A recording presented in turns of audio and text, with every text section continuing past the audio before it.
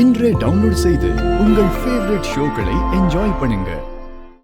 பார்வதி, வீட்டு பொறுப்புகளை கையில எடுத்துக்கிறதுனா வேலைகளை அடுத்தவங்களுக்கு கொடுக்கறது இல்லம்மா. அந்த வேலைகளை நீங்களே செய்யறதுதான். ஜானகி இவ்வளவு நாளா அப்படித்தானே பண்ணிக்கிட்டு இருந்தா. இப்ப நீ என்ன சமைச்சு கொடுத்தாலும் நாங்க சாப்பிட தயாரா தான் இருக்கோம். துணைக்கு வேணா பத்மாவை வச்சுக்க.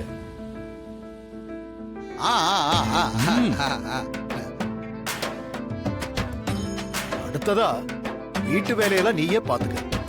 நானும் ஜானகியும் கோயில் வேலையா வெளியே போறோம். அண்ணா கரெக்டா சொன்னீங்கண்ணா.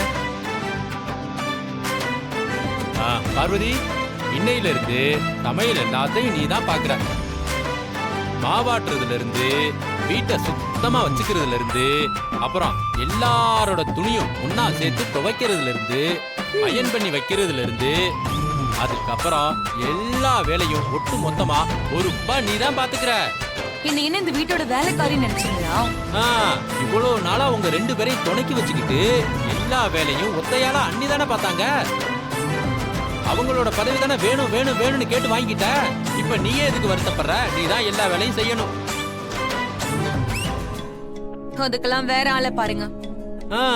வேலைகளை நான் தான் பண்ணணும்னா ஒவ்வொரு வேலைக்கும் நான் ஒவ்வொரு வேலைக்காரங்களை வச்சுட்டு போயிடுவேன். அட்ட பாருடா. அது என்னவோ அம்மா, நீயே பாத்துக்க. அது உன்னோட சாமர்த்தியம். நீ பொறுப்பேத்துக்கிட்டா வீட்டோட நிலைமைய வேற மாதிரி கொண்டு வந்துருவேன்னு சொன்னல்ல. நீ சொன்ன மாதிரி எதையாவது மாத்தி காட்டு.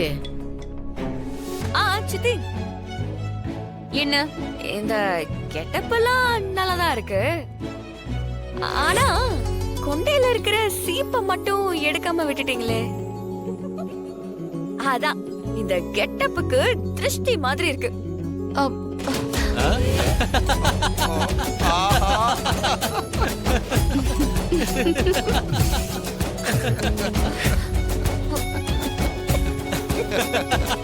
ஆமா.